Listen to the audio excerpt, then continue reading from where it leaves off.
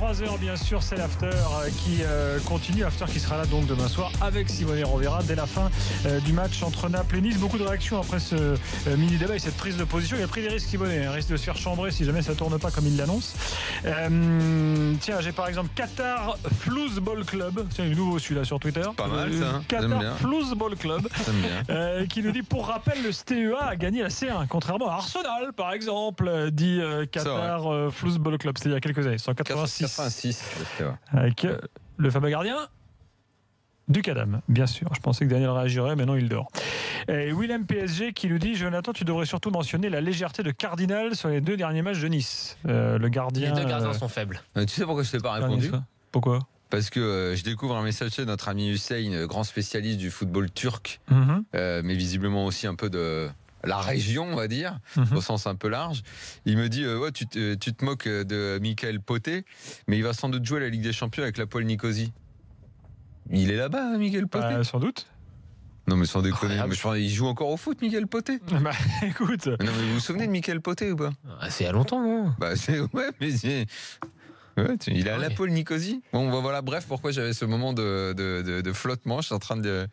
Puis j'en doute pas, parce qu'il se gourre jamais, Hussein, quand il nous parle de ce genre de choses. Mani qui nous dit, n'oubliez pas que Nice sera européen une saison de plus. Ils n'ont rien à perdre dans ce match. C'est vrai que quoi qu'il arrive, ils seront en phase de poule de l'Europa League, ce qui est déjà une belle aventure à vivre. Il paraît qu'il a joué 2 saisons en Division 2 en Turquie, Michael Poté, et maintenant il est à l'Apoel Nicosie. Philippe Auclair est là. Philippe, bonsoir. Bonsoir, ça irait mieux si j'ouvrais le micro. Bonsoir les amis. Salut Philippe. Et attention messieurs, dames, après une longue trêve comme de tradition, retour ce soir de David Lorto parmi nous. David, bonsoir. Allô Freunde, salut Gilbert, salut à tous. Salut. Guten Abend. Et aucun de vous deux n'a jamais vu jouer Michael Poté? Écoute, pas pour de vrai. Pareil. Alors, si vous êtes là, c'est parce que le match du soir dans le barrage de Ligue des Champions, c'était Offenheim. Le très bon match du soir. Offenheim-Liverpool, ça a été un beau match, effectivement, beau spectacle. En l'occurrence, Liverpool a gagné 2-1. J'aimerais juste quand même. Oui, mais attends, avant que tu dises ça, j'ai une chose très importante à dire à Daniel. Oui. Michael Poté était sur le banc, mais n'est pas entré en jeu pour Apoel ce soir. Je suis absolument navré. Ah, d'accord. Il était sur le banc. Très bien. C'est déjà ça. Donc avant de parler du match, j'aimerais juste que tu nous rappelles le pédigré du coach d'Offenheim qui est, on va dire, atypique, David. Ah bah oui, Julian Nagelsmann, qui a été dépassé depuis, qui est un excellent élève lorsqu'il était en apprenti entraîneur, qui a été dépassé depuis par un certain Tedesco au niveau des notes comme jeune entraîneur lorsqu'il a passé ses diplômes. Mais ça, c'est une parenthèse. C'est le plus jeune entraîneur de l'histoire de la Bundesliga, hein, qui a désormais 54 ans, la Bundesliga. Lui, il a quoi? Il a 28 ans, lui? Ça y est, il arrive à 30 là, mais il a commencé comme coach au moment où Offenheim était moribond dans le bas de la Bundesliga. Il est plus jeune peut-être que certains de ses joueurs. Ah bah ça, oui, il y a eu... Offenheim, il doit y en avoir évidemment. Ah bah complètement, non mais c'est... Il a une tête de poupon. Ouais, mais alors justement, paradoxalement, par rapport à ça, c'est un entraîneur qui arrive à haranguer ses troupes. On l'a vu encore ce soir, d'ailleurs, toute la générosité d'Offenheim. Philippe sera d'accord. Et c'est cet entraîneur qui arrive à tirer la quintessence de son groupe, puisque lorsqu'il est arrivé, Offenheim était quasi relégable, et ils ont atteint la saison dernière un niveau historique, puisqu'ils se sont qualifiés pour la première fois pour cette Ligue des Champions. Il y avait d'ailleurs ce soir un hashtag Das erste Mal, parce que c'est la première fois que Offenheim arrive dans cette compétition. Non, mais c'est une histoire extraordinaire. Hein. Petit village de quelques milliers d'habitants, hein, par ailleurs. Ouais, mais en plus l'histoire de cet entraîneur là, si jeune là, c'est. Oui, parce qu'Offenheim, on la connaît maintenant l'histoire. Enfin, je veux dire, tout le monde sait comment ce club s'est monté. Le milliardaire de SAP qui est derrière, oui, bien sûr. Exactement. Donc là. Non, mais ce jeune entraîneur là. Ouais. Alors, malgré tout, là, revenons sur le match. Penalty raté d'Offenheim, quasiment d'entrée, qui est peut-être un tournant, parce qu'une ouverture du score aurait peut-être pu changer les choses, les gars. Bah, c'est ce que les supporters d'Offenheim disent. Alors c'est un peu de mauvaise foi, c'est-à-dire que effectivement, je suis plus, c'est vers la 12e minute, il me semble, un penalty un petit peu généreux accordé à Offenheim, et puis très très mal tiré par un certain Kramaric qui en a réussi 5 sur 5, je crois, la saison dernière. Ah, celui-là, il pouvait pas plus mal le tirer. Eh ben oui, c'est ça qui a été surprenant. Puis alors ça a mis en confiance Mignonet, qui derrière a fait un match énormissime. Mignolet. Oui, je sais, j'aime bien dire Mignonet. C'est un Mignonet. Mais d'ailleurs, moi, je pense qu'il devrait jouer aux Young Boys de Berne, Mignonet. C'est pas mal. le manque de réalisme d'Offenheim est peut-être dû au fait que c'était l'équipe des Young Boys de Berne. C'était leur première fois dans cette compétition, hein, messieurs. C'est peut-être ça aussi qui a fait que toute la différence entre une équipe expérimentée qui a gagné 5 fois le trophée, qui a 18 titres de champion d'Angleterre, c'est ça, Philippe? Et de l'autre côté, un Offenheim qui est poupon, justement, effectivement, qui a été magnifique, mais qui a manqué de réalisme. Qui a perdu des joueurs très importants de l'intersaison aussi, si je ne me trompe pas. Et oui, Zule et Rudy qui sont partis au FC Bayern. Il y a Gnabry qui est arrivé et que tu as bien connu à Arsenal, enfin que tu as connu à Arsenal, même s'il a été blessé, et qui apporte quelque chose. Mais c'est un peu insuffisant contre un très gros adversaire. Alex Zule. Ouais, il faisait du vélo avant. Avec Jan Ulrich. C'est Niklas. Mais il est presque aussi lourd. Il est plus lourd même, celui-là. Alors côté Liverpool, ce résultat garantit quasiment une place en phase de poule de Ligue des Champions. 95% de réussite quand on prend en compte tous les matchs joués dans les compétitions européennes. Lorsque tu t'imposes à l'extérieur 2-1 lors du premier match, tu as a priori 5% de chance de... Mais cela dit, c'était un match tellement ouvert. On s'est beaucoup amusé de voir les défenses de Première Ligue ce week-end, et avec raison. Mais je crois que là, les défenses de Liverpool et d'Offenheim, il y avait également beaucoup de raisons de se poser des questions sur la façon dont ils avaient préparé cette rencontre, parce que les espaces, particulièrement sur les côtés. Dans la défense, l'ancien Lyonnais, qu'on a un peu oublié, mais c'est surtout sur les côtés. La charnière liverpoolienne, elle est quand même, c'est quand même très limite, quoi. C'est très limite, et c'est pas certain qu'elle reste celle-là pendant très longtemps. Vous savez tous que Liverpool, Van Dijk est en effet sur le radar de Liverpool, et je pense d'autres joueurs également au cas ça ne se passerait pas. Mais bon, on parlait des belles histoires, mais on en a vécu une également, qui est celle du but du jeune Trent Arnold-Alexander. Ouais. Il y a un coup franc. Oui, un coup franc qui est très beau d'ailleurs. Bon, Baumann pourrait peut-être faire un petit peu mieux, Lorto, sur le coup. Je pense qu'il est... Il est masqué, non? Ouais. Oui, il est masqué par le mur, effectivement. Il est masqué, mais bon, enfin... donnons tout le crédit au jeune joueur qu'il a marqué, qui n'a que 18 ans, mais qui est un natif de Liverpool. Et qui était ramasseur de ballons et mascotte de Liverpool, avec Jamie Carragher. Qui a d'ailleurs tweeté une très jolie photo des deux quand Arnold devait avoir 7 ou 8 ans, quelque chose comme ça. Donc c'est un vrai gamin du cru. Il était à Marseille. Non, c'est vrai.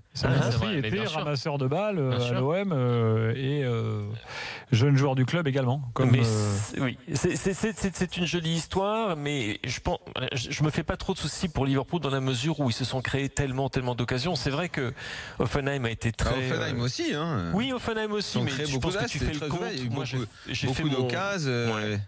Mais il y a quand même aussi un petit manque de réalisme, c'est moins qu'on puisse dire, d'un côté comme de l'autre.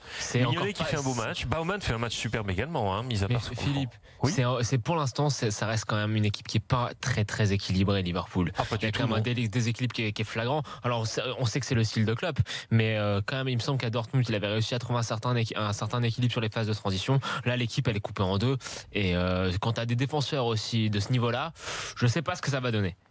Il manquait ce soir à Liverpool, ne l'oublions pas, 2 joueurs très importants. L'un qui reviendra, qui est Adam Lallana, et l'autre qui ne reviendra peut-être pas, hélas, le magnifique Philippe Coutinho.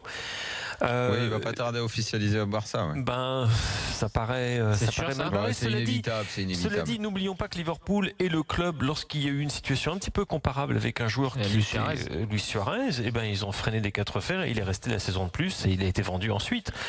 Il n'est pas impossible que ça se passe également de cette façon-là. On verra bien. L'autre côté également. Tu veux dire que là, il le ferait pas jouer en ce moment Non, mais là, il ne peut pas le faire jouer en ce moment de toute façon, parce que ça serait tout simplement impossible. Avec le joueur qui fait une demande officielle de transfert, ça me paraît un peu compliqué. J'ai l'impression que tout le monde s'est résigné, même Klopp. C'est pas impossible.